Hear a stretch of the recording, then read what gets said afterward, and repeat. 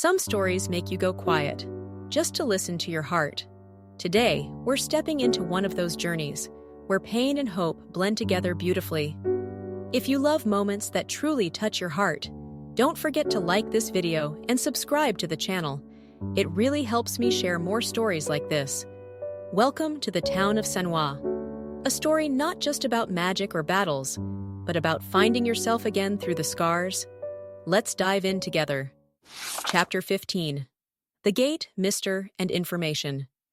Ciel and Ain finally approach a walled town, marveling at its size, yet noticing the eerie lack of traffic. Ciel admits her unease with men, but Ain reassures her while reflecting on their fighting capabilities. At the gates, they queue among locals and travelers. Ain, in Ciel's body, stands out due to her small size and ill-fitting clothes, but avoids suspicion. When questioned by a friendly gatekeeper, she cleverly leans into his misconceptions, offering half-truths to protect herself from dangerous connections.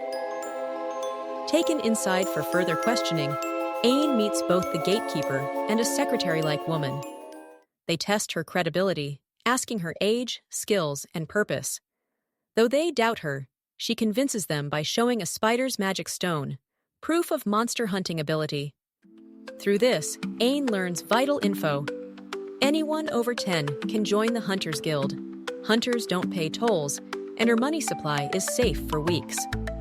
The gatekeeper even writes her a letter of introduction and warns her to be cautious about her rare white hair. With surprising kindness, he sees her off, leaving Ciel and Ain relieved as they step into the town to begin their guild journey.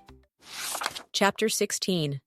Hunters, Explanations, and Disputes. After entering Sannois, Ain and Ciel head straight for the Hunters Guild. The streets shift from cheerful markets to rougher taverns and armored figures, hinting at the guild's gritty reality. Ain explains his reasoning for registering under the name Cielmer, noting how guilds are a familiar trope, yet vital for survival here.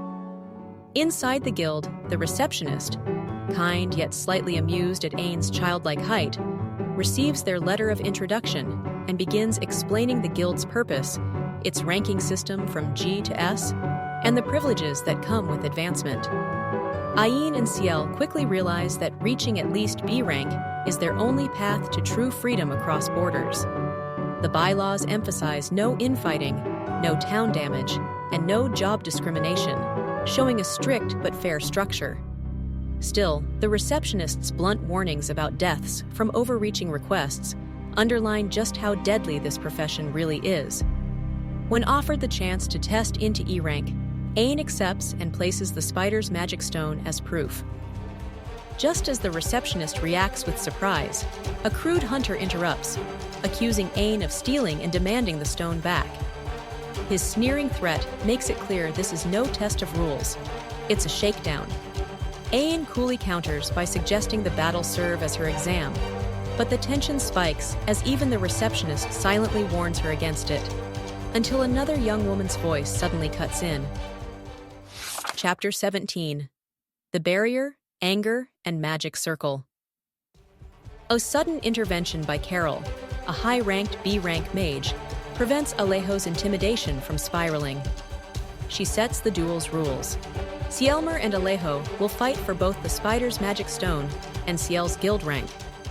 Ain notes the absurdity of being underestimated purely for appearing as a child, but decides to let Ciel prove herself. In the training dome, weapons are distributed. Alejo with a dulled battle axe, Ciel with only a knife. The duel begins with Ain erecting a shimmering spherical barrier around Ciel, then leaving the fight in her hands. Alejo's savage swings are surprisingly skilled, chaining one blow into another, forcing Ciel onto the defensive. But his arrogance grows as he taunts her, calling her cowardly. That's when Ciel changes.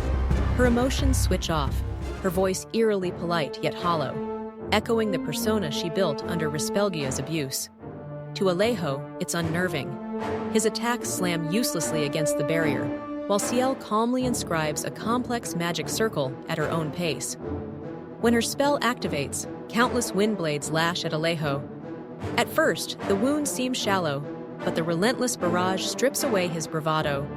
Sweat, blood, and fear consume him as the cuts multiply, every boast drowned out by his own screams. Alejo collapses in defeat, bleeding and begging for mercy, unable to continue.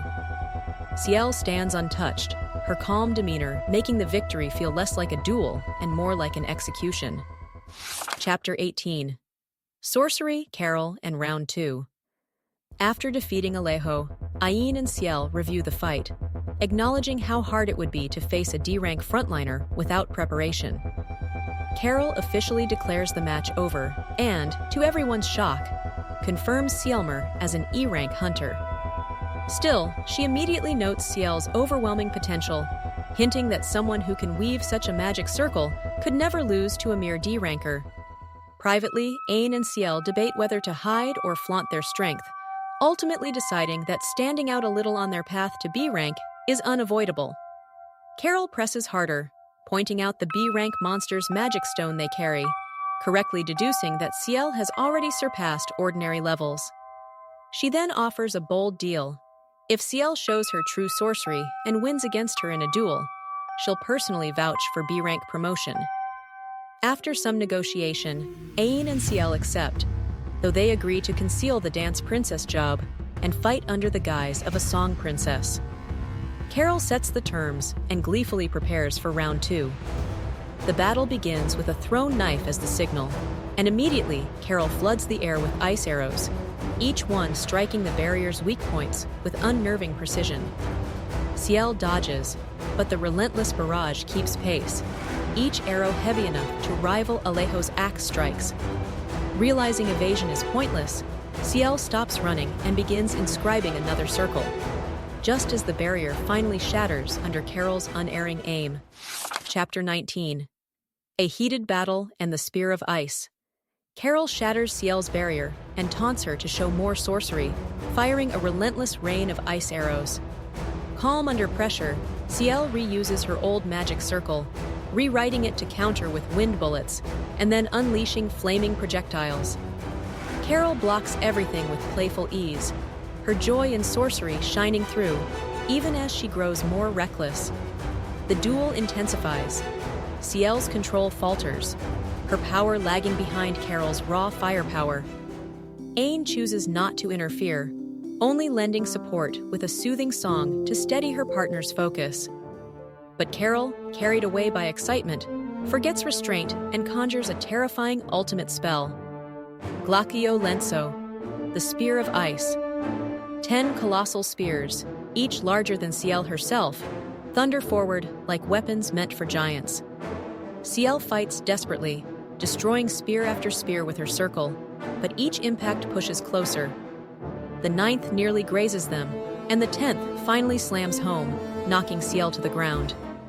The barrier shatters, ice spreads across her flank, yet miraculously, she survives. Carol stops, suddenly realizing she went too far. She approaches nervously, half relieved and half curious about how Ciel endured. But before she can geek out over the spell, Celia storms in, fury blazing.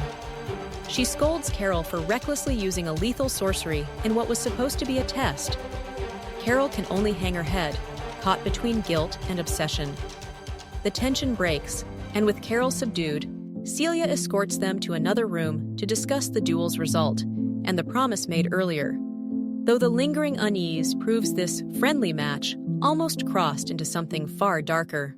Chapter 20. The Course of Events, Punishment and Reward, First Half. Celia questions Ain and Ciel about their duel with Carol, pressing especially on the dangerous Spear of Ice. Ain recounts the fight honestly, withholding only their job secrets, while Carol squirms under Celia's cold scrutiny.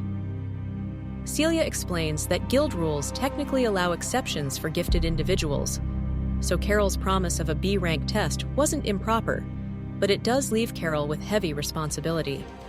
When the matter of preparation arises, Celia exposes Carol's recklessness. She challenged an unprepared 10-year-old while fully armed with pre-inscribed magic circles. Carol tries to justify herself, but Celia flatly condemns her actions.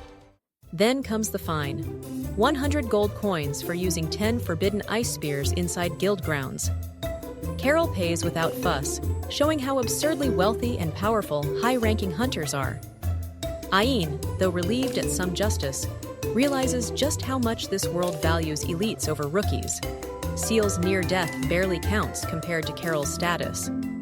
Celia even offers her own dismissal as atonement, but Ain sees this as counterproductive. Losing an ally who treats Ciel with sincerity would harm them more. Instead, Ain considers using the situation to negotiate for advantages, maybe even a higher rank. Meanwhile, Ciel, jaded by her past, downplays the whole ordeal. What's almost killed compared to the malice she's known before? Chapter 21. The Course of Events, Punishment and Reward, Second Half. Carol admits defeat, and Ciel is declared the winner of the B-rank qualification exam. The guild promises eventual promotion, though bureaucracy limits how far she can climb right away. Still, Celia assures her that with their support, she could reach C rank within a year, a goal that usually takes a decade. Bro, that gap is insane. Ciel negotiates calmly, guild assistance until she reaches C rank, and Celia as her exclusive receptionist. Celia agrees, even guiding her to a safe inn for the night. Along the way, she explains lamp magic items, easing Ciel's curiosity about city life. Their conversation turns personal. Celia gently asks why she's so desperate to rise in rank. Ciel answers with chilling honesty. She wants to leave the country, then quietly reveals she was 5 years old when she ate her first meal. The mood softens as Ciel also discloses her white hair, once golden, now hidden under a hood. Celia reassures her that white hair isn't shameful. In fact, it's sometimes admired among sorcerers. For the first time, Ciel feels she can stand out openly, not hide. They also confirm that her win against Carol was legitimate, since Carol was drained by Glacialenso and couldn't have continued. Finally, Celia escorts her to a warm, female-friendly inn, run by the kind Mrs. Nilda. With a private room, dinner delivered upstairs, and quiet light flooding the space, Ciel finally allows herself to rest, utterly exhausted from a day of battles, negotiations, and unspoken scars. Interlude.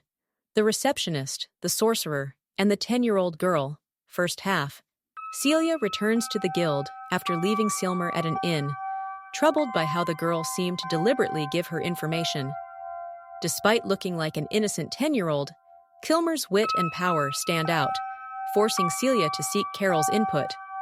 In a private booth, the two dissect what happened. Carol unleashed 10 ice spears, and Cilmer blocked them all with barrier magic. Carol concludes her defenses rival A-rank hunters, and her offense is at least B-rank. Even scarier, she keeps her barrier up constantly, invisible, yet impenetrable. They speculate on her potential, noting her composure in battle, as if she wasn't even going all out. Carol admits she might lose if both fought at full strength. Celia feels uneasy. Cilmer's talent breaks the mold of what's normal. Then comes the bigger shock. When asked why she wants to rank up quickly, Cilmer said she's trying to escape the country.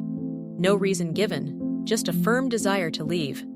Carol warns Celia she's getting dragged into something dangerous, but Celia can't help but feel drawn in. The conversation ends with more questions than answers. Cilmer doesn't even know how to use basic magic items, suggesting she's not just powerful, but comes from somewhere very different. Interlude. The Receptionist, the Sorcerer, and the 10-year-old girl, Second Half. Celia reveals Cilmer's shocking claim. She first ate food at 5 years old. Carol recalls a failed medical experiment from a decade ago, keeping people alive by forcing liquefied food directly into their bloodstream with sorcery. The implication is chilling. Cilmer may have endured this treatment as a child. Her white hair, originally blonde, might not be a natural gift, but an acquired scar, either trauma or side effect. To them, she looks less like a prodigy and more like the discarded child of nobles, confined until her job was deemed useless, then abandoned. They note no guild search requests exist for a missing noble child, proving no one is looking for her. That abandonment stings. After 10 years of confinement, she's simply been thrown away. Both conclude she must be desperate to leave the country, afraid of being dragged back into that cage. Celia feels the weight of Silmar's gamble, a lonely 10-year-old entrusting her secrets to a guild receptionist, betting on her humanity. Carol reluctantly agrees to help, driven by guilt and fascination with Silmar's sorcery. In the end, both women choose to support her, though they know trouble will follow. Chapter 22. The Inn Room, a Meal and Breasts. Ain and Ciel settle into their inn, reflecting on their exhausting day and on Celia's potential as an ally. Ciel cleverly questions Ain's deductions about Celia not being local, showing just how sharp she is. Ain admits he relied on intuition, but the subtle trust-building with Celia was intentional. Dinner arrives, and Ain finally eats a real meal after years of deprivation. The stew is simple but rich, the bread soft and warm. The taste overwhelms him. Tears fall as he realizes how much he's longed for this. Their bond deepens in this gentle exchange, lifting Ain's burden of perfectionism. Then comes the curveball. Ciel casually asks if Ain prefers big breasts. Ain flounders, trying to explain it away, only to slip and tell her an old rumor about massaging them to make them bigger. Cue Ciel immediately preparing to test it before Ain panics and stops her. The chapter closes on Ciel switching gears to something more innocent, asking how to take a bath, leaving Ain exasperated but relieved to change the subject. Chapter 23. A bath, first times, and a lullaby. Ain and Ciel marvel at their inn's magical bathroom, a luxury far beyond anything they've had before. For Ciel, who has never bathed in her 10 years of life, the experience is entirely new, and Ain explains how his barrier and the purifying cloth kept her clean until now. As they prepare, Ain admits aloud that he finds Ciel pretty, leaving her flustered and quietly pleased. They stumble through their first bath. Ain lathers soap into rich bubbles. Ciel plays with them like a child. Then he carefully washes her scalp and body with gentle precision. To Ciel, it's fun and refreshing. To Ain, it's nostalgic and intimate, making him oddly protective of her hair and beauty. But then, Ciel suddenly massages her chest, recalling Ain's offhand myth about growth.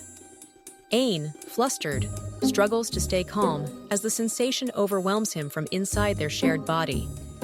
He tries to brush it off, but Ciel only shrugs and promises to try again sometime, leaving him in quiet dread. Afterward, Ain invents a makeshift hairdryer with fire sorcery, drying Ciel's long hair until she feels relaxed and drowsy. She curls up on the bed, sleepily asking Ain to sing.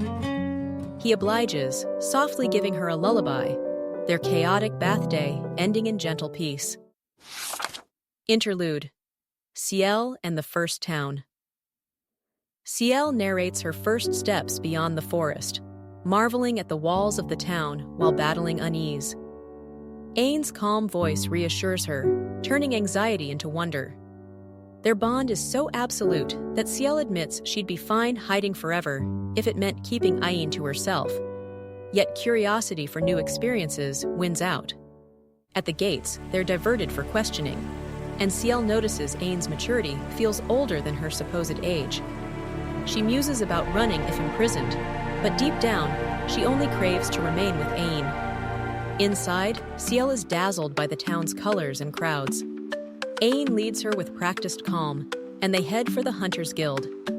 After a scuffle with an axe user, Ciel faces Carol the Sorcerer in a test duel. Though overwhelmed by Carol's raw power, she holds her ground with interception magic until a colossal ice spear finally shatters Ain's barrier. Ciel accepts her limits, but Ain is shaken by that single crack in her defenses.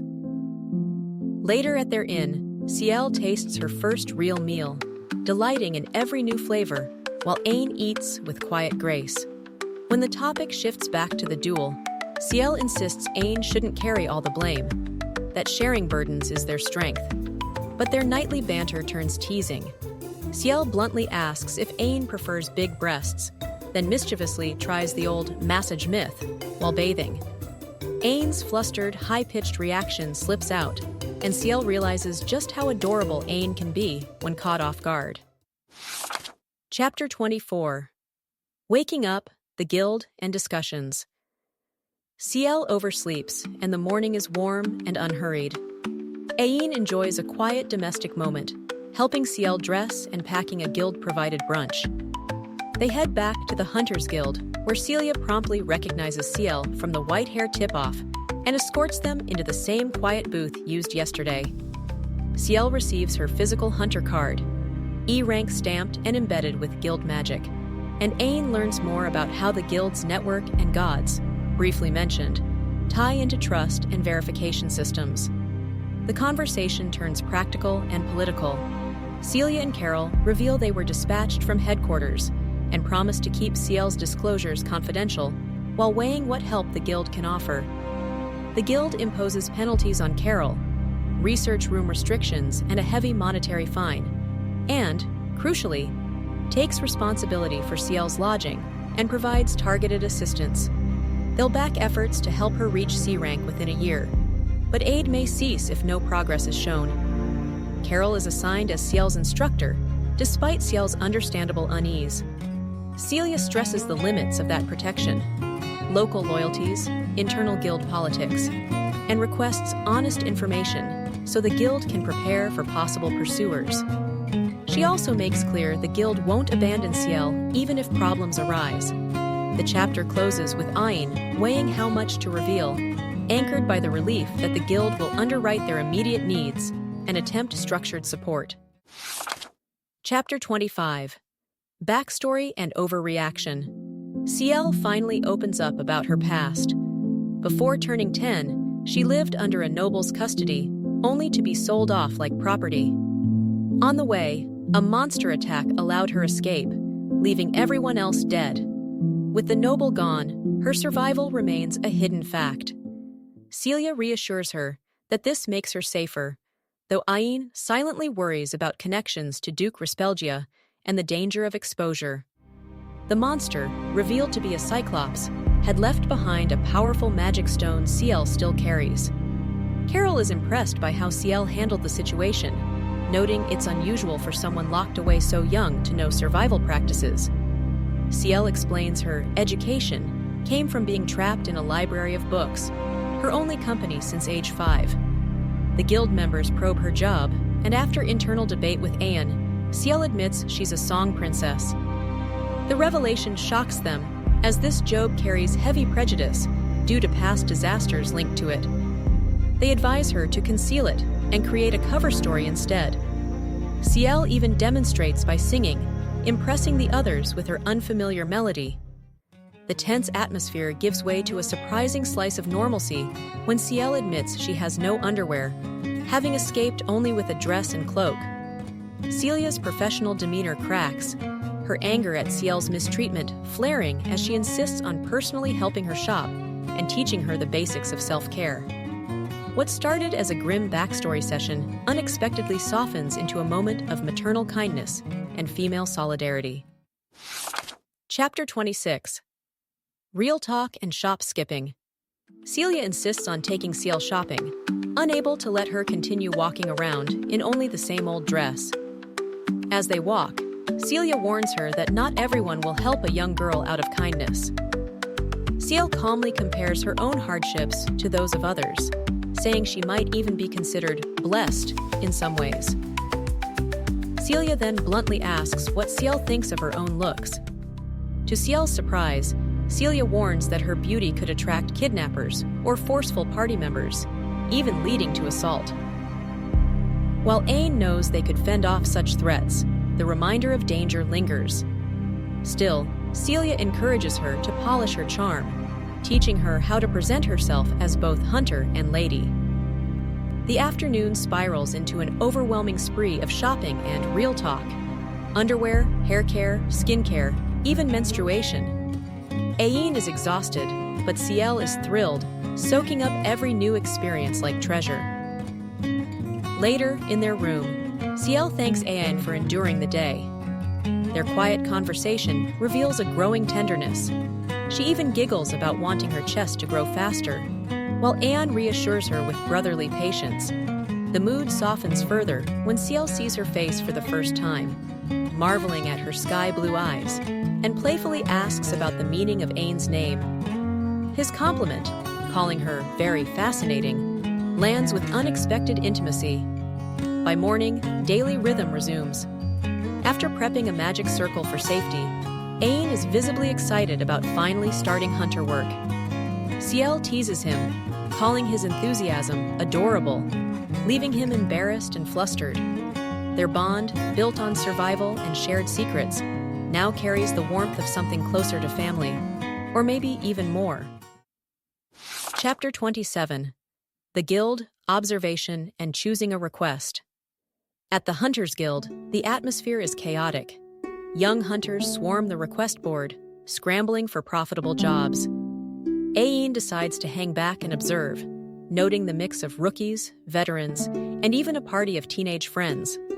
With their small size, Ciel and Ain would never get close enough to grab a request anyway, unless they resorted to sorcery. They discuss their approach. Ain suggests taking leftover requests to earn the guild's gratitude, but Ciel surprises him. Instead of passively agreeing, she insists he should choose something fun for their first job, remembering his earlier excitement. Eventually, with the crowd thinning, they meet Celia at the counter, complete with a little wooden box prepared so Ciel can reach. Ain pretends to pout at the gesture, and Celia just laughs softly, reminding us of her gentle mentorship. Allowed to pick an E rank or below job, Ain scans the board. Most good ones are gone, leaving only herb gathering and low-rank hunting. Curious about the process, he chooses herb gathering. Celia explains the difference between salves, cheap, slow, stop bleeding, and potions, fast, effective, expensive, grounding the system in realistic trade-offs. They also discuss how hunters usually handle injuries, rare sorcerers, costly potions, or the local church staffed by priest, saintess, and divine messenger-type jobs. This expands the world while keeping focus on practical survival. Ain takes notes diligently, more like a scholar than a fighter. In the end, their choice may not be glamorous, but it feels right. Ciel encourages Ain's curiosity, Celia supports their baby steps, and even the guild itself quietly accommodates them. Chapter 28. Herb Gathering and Trouble. Ain and Ciel set out on their first hunter job, herb gathering. At the gate, the same soldier recognizes them, asking if they've become hunters. Ain politely thanks him, though he notes it may have been unwise to build ties when they won't stay forever. Still, having someone on their side at the gate feels convenient. Out on the sunny grasslands, they begin their search. Using detection magic, Ain confirms the herbs emit faint magical power. Though most reactions lead to the wrong plants, they collect a few extras to consult Celia about later. With the bag filled, they consider testing their combat magic circle on nearby monsters. In the forest, Ciel uses Whirlwind Slash, a modified wind spell, to wipe out E-rank monsters and harvest stones. But then Ain detects something troubling. A 4-person party locked in battle with a goblin pack led by a goblin leader. The hunters are struggling, clearly outmatched. Ain debates their next move. Helping risks exposing Ciel's powers to whoever is secretly tailing them, while leaving would mean watching people die. They choose to intervene cleverly. Ain has Ciel fire an ice arrow from a false position, instantly killing half the goblins. With the numbers thinned, the party can handle the rest.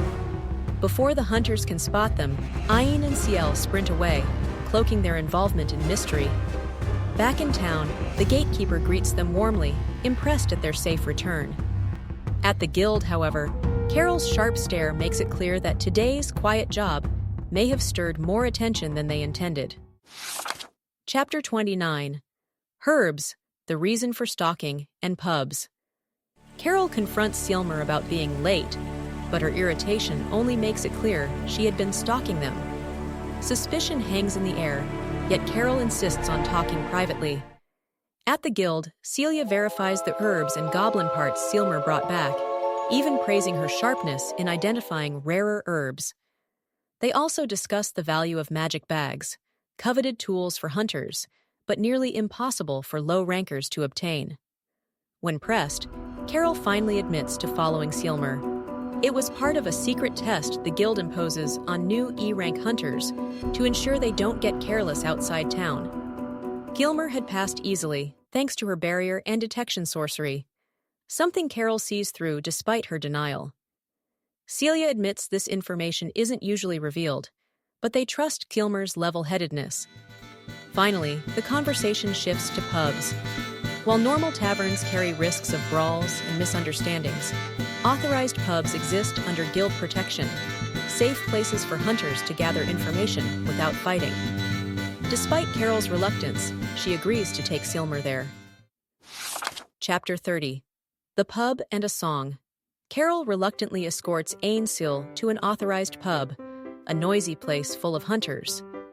The moment they enter, crude voices mock the sight of a child tagging along, though the strongest presence in the room is still Carol herself. Ain politely negotiates with the hardy pubmaster, asking for permission to sing. After some back and forth, he secures a deal: buy a drink, sing one song, and share half the tips. Taking the small stage space, Ain sings confidently, without using divine song princess powers, relying purely on talent.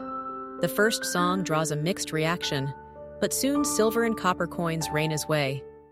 Encouraged, he keeps going until 5 songs later, the pub is enraptured, and Ain feels the exhilaration of living out a dream once crushed in his past life. Carol admits he truly seemed like a child his age while singing, and even the skeptical pubmaster is impressed, waiving his half of the earnings until Carol vouches for Ain as an E-rank solo hunter. Reluctantly, he accepts the agreed share.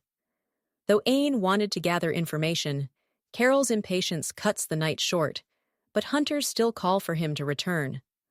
On the way back, Ciel sulks a little, jealous that Ain shared his songs with strangers. Ain reassures her tenderly, no matter how fun the pub performance was, his greatest joy is still singing for her, the one who has listened to him for over a decade. Ciel brightens immediately, thrilled by his words, and Ain promises her a private song. Interlude.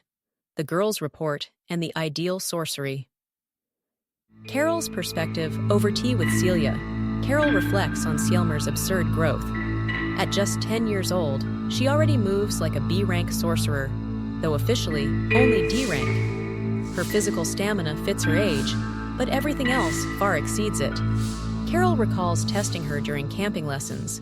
Instead of making traps or setting up a tent, Ciel simply lay under a tree, put up a perfect barrier, and fell asleep without a care.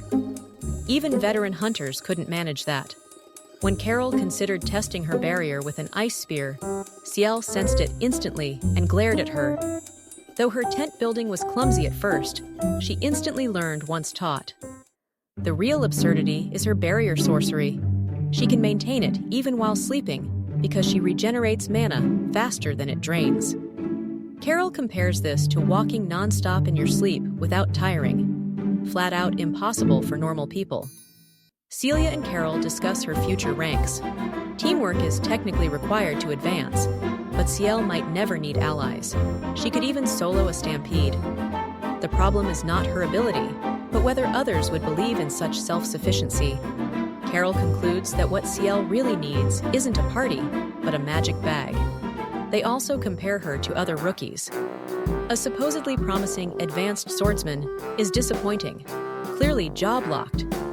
Ironically, it may be the Song Princess who shatters records with the fastest rise to B rank. Then, Carol nerds out about sorcery. Ciel's barrier not only blocks attacks, but also filters sunlight to keep her skin untanned, a function no one else ever thought of.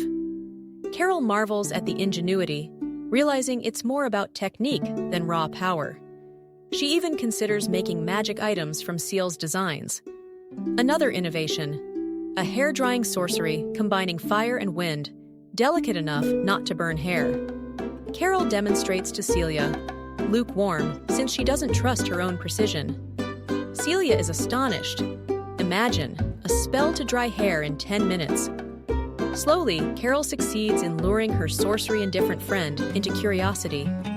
That night, Celia even studies magic seriously for once.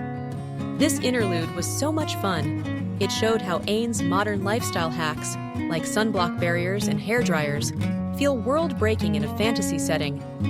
Also, Carol's tone was priceless. Equal parts admiration, annoyance, and reluctant affection. It really fleshed out how utterly abnormal Ciel is, while still keeping her childlike. Interlude. The Boy, the Party, and the Betrayal. Brass tells the story of how his childhood party, himself, Terencio, Ilda, and Perla, formed. They all got combat jobs at 10 and dreamed of becoming hunters together. Brass was the most gifted, an advanced swordsman, while the others had decent jobs: warrior, archer, and rare water sorcerer. Everyone, including the village, had high hopes for them. This is tragic but inevitable. Brass starts from a sympathetic place. He's not greedy for himself, but desperate for his sister. But his fixation on money blinds him, poisoning trust within the party. But reality quickly soured. Brass's younger sister fell ill, requiring 3 gold coins for medicine. Brass asked his friends to let him take a larger cut of earnings, and though awkward, they agreed out of sympathy. They then left for Sannois to start their hunter lives. Life as rookie hunters was harsh. Poor lodging, low-paying jobs, barely scraping by, constant equipment repairs. After a year of grinding, they reached E rank, but tension grew. His teammates wanted better living conditions and avoided riskier hunts, while Brass grew desperate for money. 2 years passed, and Brass still couldn't save enough for his sister. Brass, impatient, ignored the party's consensus and accepted a dangerous goblin leader subjugation quest. During the battle, Brass held his ground against the leader, but the rest of the party nearly collapsed against the goblin mobs. A mysterious sorcerer woman, Carol, appeared and saved them. Brass killed the goblin leader, but since Carol carried the others, the quest became an unofficial success with no recorded achievement. At the guild, Carol only asked for 10% of the reward, but Terencio wanted to give her more as thanks. Brass resisted, furious that his earnings would shrink again. This turned into a confrontation.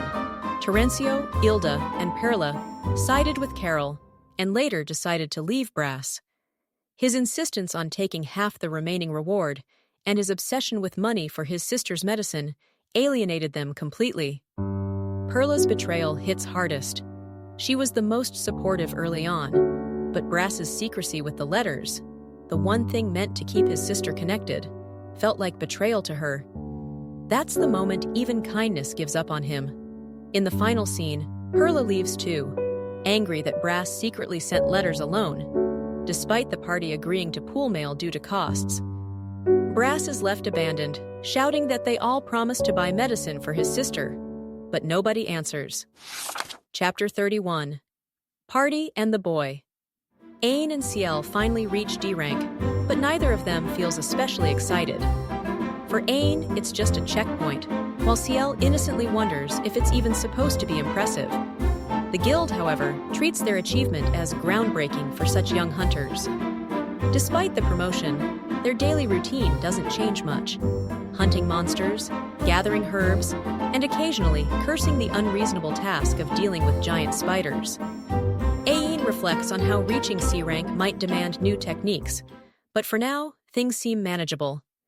Then Celia and Carol spring a surprise. They want Ain and Ciel to form a party. Ain initially resists.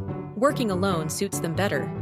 But the guild frames it as a test, especially important in emergencies like the dreaded monster stampedes, which can even be artificially triggered with contraband drugs. The guild reveals their chosen partner, Brass, the reckless swordsman from the earlier 4-man party Ciel once helped. His old group split, leaving him alone, and now the guild wants Ain and Ciel to work with him. Both Ain and Ciel approach the idea cautiously, setting strict conditions. temporary cooperation, equal reward division, and no obligation to fix Brass's flaws. Carol teases that Ain sounds too mature for a 10-year-old, though Ain slyly credits Ciel for the practical conditions. Finally, they meet Brass. He's taller, sturdier, but immediately dismissive, calling Ain a shrimp, and clearly assuming he's babysitting a weakling. Carol reminds him that refusing means demotion, and Celia outlines the party's rules. Brass grudgingly accepts, but his arrogance is obvious. He immediately picks a kobold subjugation quest, reckless as ever. Ain notices Brass looks worn down, ragged clothes, unstable steps, maybe even hungry. His desperation explains the hostility, but it doesn't make him any less of a liability. Still, Ain decides to watch and let Brass act, while quietly preparing Ciel to cover for him when the inevitable fight comes. Chapter 32. Party, the First Request, and Money. The party's first request together begins in the forest. Ain senses kobolds with detection sorcery, but deliberately downplays it, telling Brass he just heard something. Brass bristles at being guided by a younger boy, but still follows. Ain decides to ignore Brass's petty behavior unless it directly threatens survival, keeping his patience as part of their C-rank trial. Soon, 6 kobolds appear. Instead of forming a strategy, Brass charges ahead, declaring he'll take the strongest one. Ciel efficiently defeats 5 kobolds, while Brass struggles endlessly against his single opponent, his wild swings betraying both fatigue and lack of coordination. Ain and Ciel even have time to cremate the bodies, dispose of a second group, and still find Brass locked in combat. Finally, Ain has Ciel sabotage the kobold's footing so Brass can land a finishing blow. He then gloats as if it were a solo victory. Back at the guild, Brass tries to puff up his chest over a single oversized magic stone, but Ain quietly outnumbers him with a bigger haul. When the reward is divided, Brass attempts to claim half of the money Ain got from selling extra stones. Ain calmly rebuffs him with technicalities, exposing Brass's desperation for money. His repeated tisks reveal both hunger and frustration, but Ain refuses to indulge him. The day should have ended there, but as Ain leaves the guild, a group of thugs blocks his path, demanding he treat them with some of his earnings. Rather than give in, Ain proposes a duel in the guild's arena with Carol as mediator. Rules: 4 versus 1. Surrender or incapacitation means defeat. Ciel accepts the challenge as practice for movement and sorcery control. The fight plays out with Ciel darting around, launching whirlwind slashes, while the men complain it's unfair she keeps running. But Ain reassures her. Distance is a sorcerer's weapon. Eventually, all 4 collapse bloodied and drained, while Ciel only shows fatigue from the effort. Afterward, Ain reminds Carol that the duel terms mean he should win the same amount of gold as he had on him. The thugs pale when shown his actual wealth, so they compromise by giving everything they have, only 3 gold coins each. Still, their failure to follow through earns them an official demotion in rank, stripping them of standing in the guild. The chapter closes on a bitterly ironic note. Brass incompetent, thugs defeated, Ain richer than ever. And yet drama simmers beneath the surface, with money and resentment pulling strings in the background. Chapter 33. Medicine, the Boy, and Evaluation. A month has passed since Ain and Brass formed a party, though their partnership is thin at best. Brass spends half the week floundering on solo requests, always injured and bleeding money at the church for healing. In contrast, Ain and Ciel steadily improve, with Carol and Celia now being their longest acquaintances since escaping the Duke's mansion. While chatting, Ain brings up a dangerous medicine made from magic stones. Carol's reaction is sharp, her aura dropping the room's temperature as she demands answers. Ain finally admits the truth. She and Ciel were forced to take that drug every day for 5 years as children. Carol explains the medicine is essentially a forbidden poison, compressing berserk magic into the body until it tears people apart. nobles used it precisely because it left no trace, making it an assassin's dream. Survival is nearly impossible, yet Ciel lived by converting her hair into magic circuits, her blonde hair turning stark white. For Carol, this revelation is a groundbreaking magical discovery, though she struggles with the temptation of forbidden research. Ain, meanwhile, frames it as cruel, but ironically, useful, since it gifted them enormous magical capacity. Ain's confession about the 5 years of forced poison and Carol's horrified response. It's the emotional core of this chapter, balancing trauma with Ain's unnerving calmness. Celia finally arrives, shifting the discussion to Brass. The guild already knows Ain's skills far outstrip his supposed test, but they want his honest evaluation of Brass. Ain doesn't hold back. Brass has raw strength, but no strategy, rushes recklessly, ignores allies, and wastes his unique ability to identify the strongest foe by turning every battle into a personal duel. His ego, inflated by his advanced swordsman job, blinds him to reality. Carol and Celia sigh in agreement. His talent is genuine, but squandered by arrogance. Despite this, they ask Ain and Ciel to tolerate working with him a little longer for the sake of appearances. Ain agrees, though privately relieved, it's only temporary. The meeting ends with 2 clear takeaways. Their ordeal with the lethal medicine is now exposed, and Brass has been officially recognized as hopelessly unfit for teamwork. Chapter 34. Peace, Gaze, and to the Stratosphere. After more than half a year at the inn, Ain admits it almost feels like home, even if he keeps reminding himself not to grow attached to this country. Ciel teases him for being distant, but she knows he's doing it for her sake, to keep their ties shallow and their eventual escape easier. Ain even jokes, half in dread, that one day Ciel might say, "You're annoying" to him, and he honestly wouldn't survive it.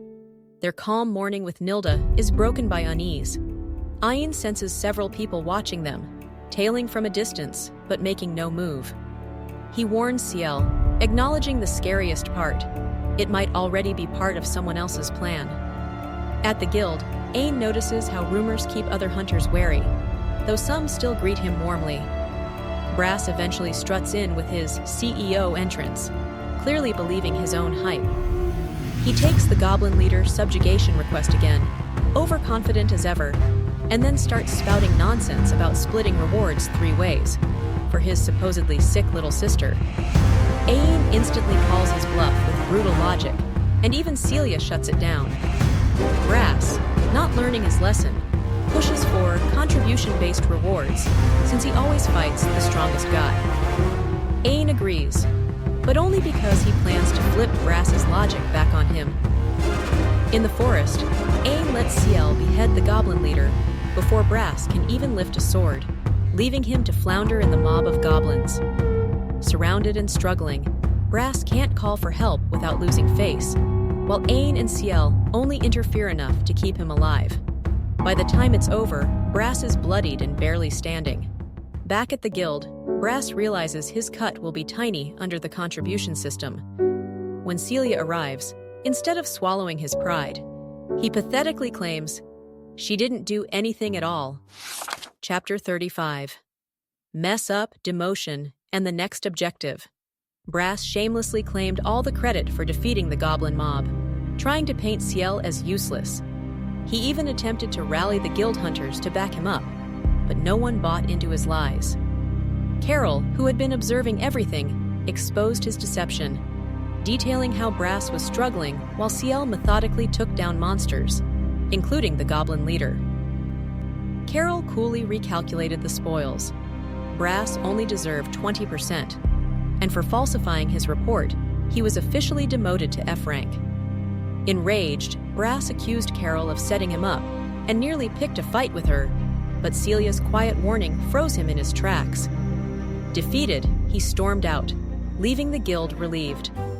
Afterward, Celia confirmed that Ciel's party with Brass was over.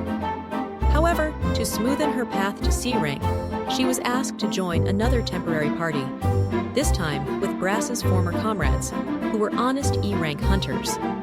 Ciel agreed on the condition no more problem children would be forced on her. Celia and Carol then raised the bigger question. Once she reaches C rank, what comes next? Remaining in Sannois won't help her climb to B rank, so she'll eventually need to move on, likely to the capital or the frontier where stronger monsters lurk. Back at the inn, Ain and Ciel shared quiet time together. Over dinner, Ain reveled in watching Ciel's pure reactions, and later in their room, Ciel brought up her wish. After reaching C rank, she wants to see the ocean, linking it to the meaning of her own name, Timur. Ain, flustered by her beauty and sincerity, promised to make it happen, even if it delays their advancement. The chapter closed with tender banter, Ciel asking about Ain's own name, Ainsel, and Ain deflecting with a half-playful, half-guarded, "It's a secret," leaving a bittersweet note between the two. Chapter 36. Lesson, Sorcery, and Jobs. Ain begins teaching Perla, a lesser sorcerer in her party, the importance of control and observation in sorcery. Though she feels useless compared to her comrades, Ain patiently explains that true value isn't raw firepower, but awareness, how a rear guard can turn small, clever spells into decisive support. Later, Ain reflects that while he learned sorcery in a self-taught, unorthodox way, Ciel's training was rooted in the Respelgia family's knowledge, already unconventional. Their exchange with Perla ends with thanks, but also shows how deeply Brass's arrogance warped her sense of worth. Carol then approaches Ain with a trade. She offers him a small but rare magic bag, crafted by an apprentice, in exchange for valuable information. What begins as casual banter shifts into something groundbreaking when Ain calmly reveals that magic power doesn't come from the heart or a bodily vessel, as commonly believed, but from the soul itself. Carol is stunned, eyes sparkling with curiosity, and instantly grasps how this could revolutionize sorcery research. Ain warns her to keep the knowledge secret, reminding her of the dangerous noble who once imprisoned him and Ciel for 10 years. Carol grows serious, promising discretion, but she's clearly thrilled by the discovery. The conversation closes on a note of future promises. Ain asks Carol to share her eventual research results once he reaches B rank and leaves the country. With the magic bag in hand and the seed of new knowledge planted, Ain reflects quietly on the long road ahead in mastering his own job. Chapter 37. Assistance, Water Sorcery, and a New Power. On the day they were set to help Perla's party, Ain noticed how different things felt without Brass. Everyone arrived early, disciplined, and eager. After some discussion, Ain dismissed the safer spider hunt option in favor of orcs. The reason? His sheer hatred for spiders. If he saw one, he'd incinerate it so completely that no quest rewards would survive. Once outside the town, Ain guided the group carefully, balancing their nerves with his calm instructions. He made it clear. Terencio would lead, Ilda provide support fire, and Perla should simply observe while Ciel disrupted when necessary. Unlike with Brass, the group accepted his blunt words without complaint, showing their trust. The first real test came when 3 orcs charged. Ciel instantly dispatched 2, leaving 1 for the others. Terencio fought hard.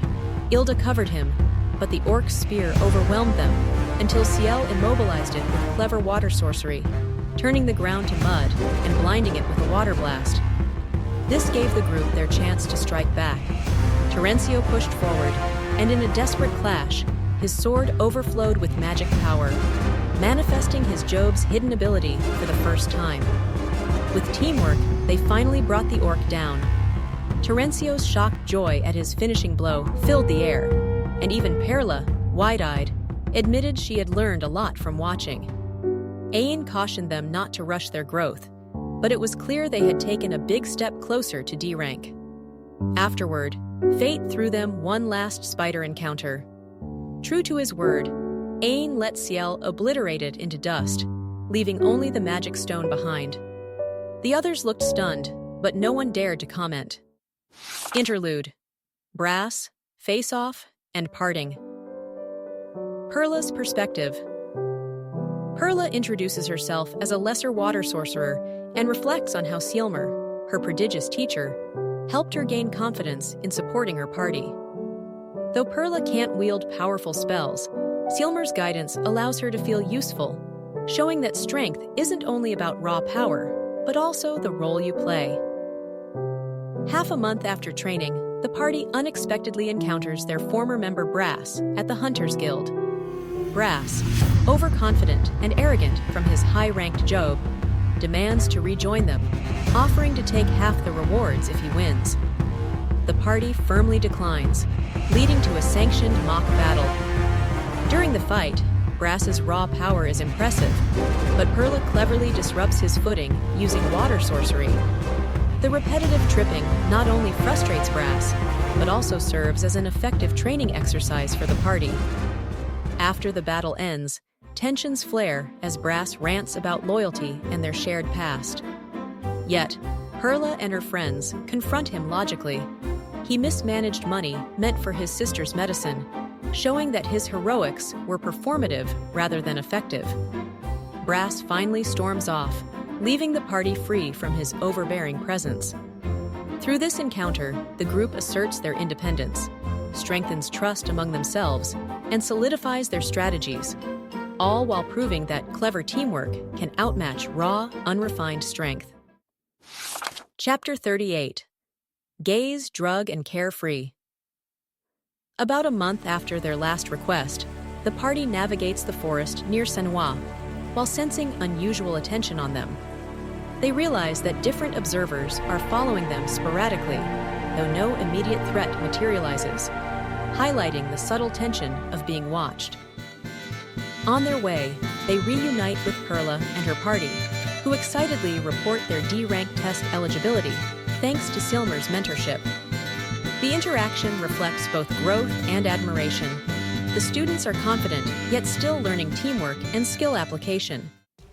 As they enter the forest, a sickly sweet scent draws their attention to a small flask containing a mysterious drug. Recognizing its potential danger, Ain instructs the others to return it to the guild, while he investigates further. Soon, they discover that the person carrying it is fleeing a massive swarm of monsters, likely attracted by the drug's scent. Faced with hundreds of monsters, Ain evaluates their strength, numbers, and the risk of returning to town, weighing escape against combat. The chapter ends with the party preparing for strategic engagement, with Ciel poised to dance, while Ain coordinates support, blending calculated risk with teamwork and adaptability. Chapter 39. Song, Dance, and Stampede. Ain and Ciel coordinate to manage the approaching monster stampede, using a combination of singing and dancing. Ain's songs guide the monsters' movements, while Ciel's dance princess abilities control water and ice to manipulate the battlefield. Ciel creates the Stage of Water, a temporary battlefield where she manipulates water for tripping, drowning, and controlling monsters. As Ain switches song themes, Ciel adapts her movements, adding ice attacks to counter stronger D-class monsters, turning the encounter into a mesmerizing but deadly performance. When C-class monsters arrive, ogres and trolls, their size makes prior tactics ineffective. Ciel cleverly freezes the water beneath them, causing a cascading stampede while she glides and dispatches them with precise ice attacks. Their teamwork ensures all monsters are eliminated efficiently, with minimal strain on Ain's magic. After the fight, they retrieve useful magic stones while discussing monster evolution and higher-order species, showing strategic foresight. The chapter ends with Ain and Ciel reflecting on their coordinated performance, their growth, and the likely political fallout from the stampede, balancing achievement with realism and responsibility. Interlude. Perla and Doubts. Perla reflects on her progress with her party, planning to confront Brass's sister after achieving D rank and feeling pride in their hard work. She's briefly reunited with her mentor, teacher, Cielmer, whose appearance belies her extraordinary abilities. As they approach the forest, a sweet scent draws their attention to a mysterious glass bottle, later revealed as an illegal monster-luring drug. Teacher instructs them to deliver it to the guild while she stays behind, causing Perla to feel anxious and fearful for her safety. Returning to town, they encounter panic due to a monster stampede. Alejo, a brash hunter, falsely accuses Teacher of causing it, and townspeople quickly begin to believe him. The guild intervenes, verifying that the stampede was triggered by the illegal drug, and arrests Alejo, his accomplices, and even Brass. Perla learns that Teacher single-handedly annihilated the stampede, confirming her unparalleled strength. Despite relief at her teacher's safety, Perla struggles with the knowledge that if Teacher had truly been a song princess, public perception could have condemned her despite her heroics. Chapter 40. C Rank, Shutting In and Departure.